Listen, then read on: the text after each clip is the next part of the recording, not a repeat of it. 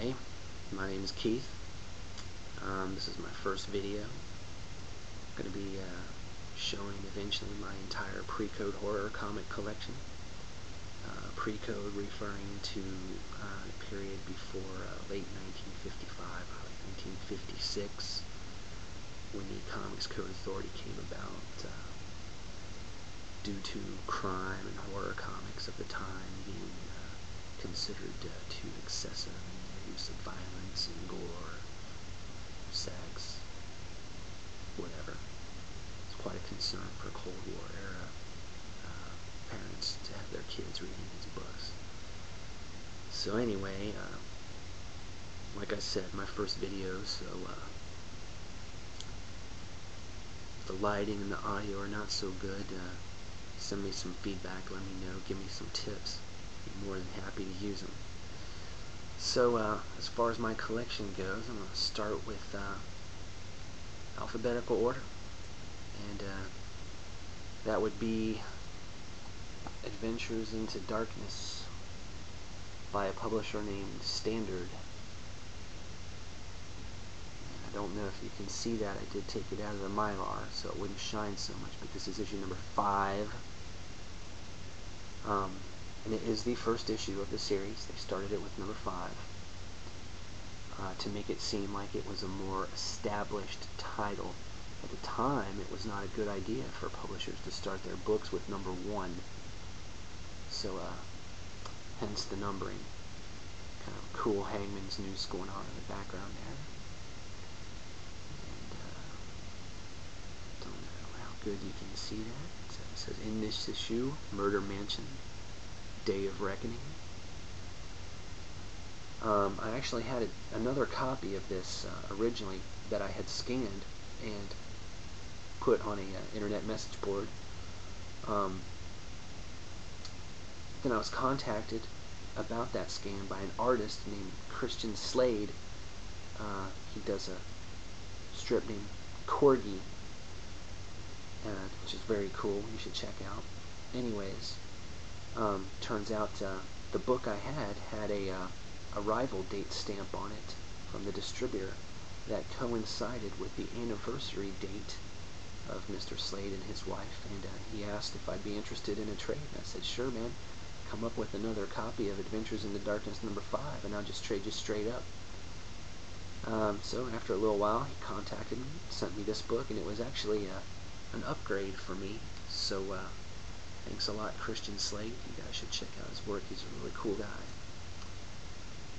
Number 6, Adventures into Darkness.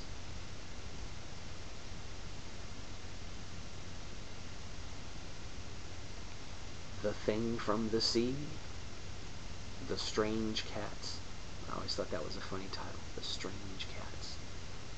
It's really cool looking skeleton going on there. And oh, this poor guy's about to get married to a corpse and his prospects there. I don't know. Maybe there's a little symbolism going on in that cover. What do you think? You can hear it from me. Quite happy in my marriage, thank you. Next up, Beware of the Betraying Hands. Really cool cover. I mean, I don't think I can show you the detail that this cover has. I think this is by an artist named Jack Katz. He was in comics for a long time. This is some of his early work here. Really cool though. You see this beast monster thing strangling one guy, another guy thrown over his back. And I'm a sucker for any cover that has bats flying in front of a moon. Just love those. Next up, Adventures into Darkness number 8. I have the whole series, complete series. This is a cool cover. Mark of Evil. And what's going on here, as you can see, hopefully, some corpses are raiding the Gravekeeper's shack. Looks like they're coming out to exact some kind of ghastly revenge on him. Up there's an urn. It says Ashes of Thomas Braun. I thought that was a nice touch. Pretty cool.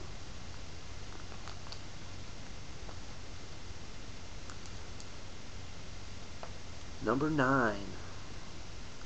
I get a kick out of this one. Flowers on Deborah's Grave. And as you can see, there's like a really no flowers, no grave. Sure, the girl could be named Deborah, but this is more like a werewolf, Jekyll and Hyde type of theme going on here. Very cool nonetheless. I'd like to get to the point in these videos where I could show you a little bit more, show you some interior work, because there's a lot of cool stuff going on in these books. A Man Who Could Not Die. What I like about this one is that is some pretty decent looking GGA, also known as Good Girl Art.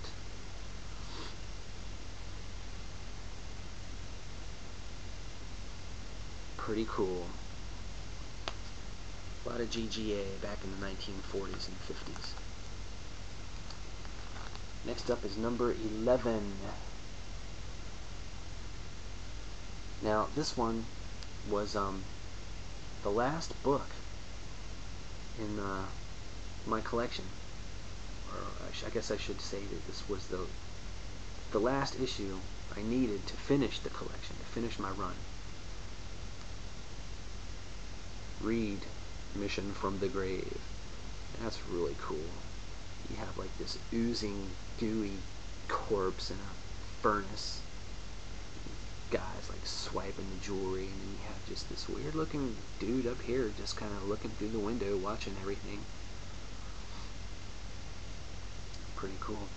And it wasn't really that this was like just the hardest issue to track down, because when I needed it to finish off the collection, there were like 2 available on eBay, and they were buy it nows, and they were just priced too high by dealers who, surprise, were just expecting a bigger price tag than I think what a lot of collectors would be willing to pay. As a matter of fact, I think one book is like 2 years later, it's still in the guy's store. Anyway, that's a whole different video right there. Dealers and their pricing. Number 12.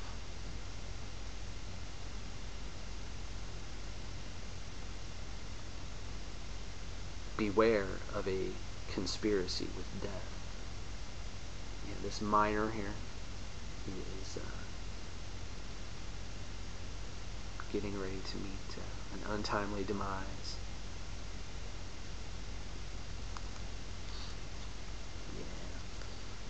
Yeah, most of these are not high grade. They're low grade reading copies, which is what I prefer, because, you know, I mean, it's cool to be into the investment side of things, but when you're talking about pre-code horror comics, there's like about 1,400 of them published, so I want to read them and have them, so I have to go for the lower grade copies. And I'm going to cover up something here, because the guy's address is on there, who I bought this from. He may not want that getting out to the general populace, especially you creeps who peruse comics on eBay, which would include me. Attend the Feast of the Ghouls.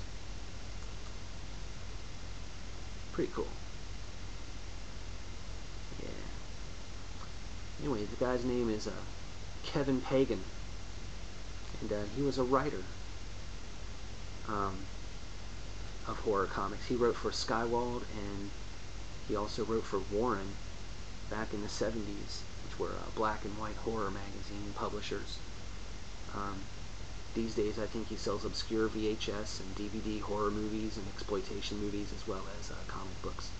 Anyways, I did an interview with Kevin Pagan back in about 2003 when I was publishing the Horror Comics Review print fanzine, which I no longer do. And anyways, Kevin Pagan was a really cool guy, and I ended up buying some comics off of him. And the last book of the Adventures into Darkness title, it's number 14, and it's just a sweet, sweet looking cover, in my opinion. Icy Chills of Frozen Death. Yeah, you have this poor dude here, shipwrecked. Yeah. And of course, who's going to come and save him? But a ship of corpses. A real skeleton crew right there. Very cool stuff. Anyway, that's it for the run of Adventures into Darkness, and like I said, hopefully I'm going to be able to get to the point with these videos where I can go a little bit more in depth with the stories. I've read these things from cover to cover, and there's some great stuff on the inside if you're a horror fan. You know, excessive violence, you know, strangulations, hangings, burnings, decapitations, other weird stuff too, like alcohol consumption and cigarette smoking, which you just generally would not expect to see if you were raised on comics in the 60s, 70s, and even, for the most part, the 80s. Hence the advent of the Comics Code Authority. But yeah, I would like to have an opportunity later on down the line to show you some of the interiors of these, break it down by story and artist, go into a lot more detail. And like I said, you know, thanks for watching my first video. If you have any suggestions as to how to improve the lighting or the clarity or the audio, just let me know. Thanks.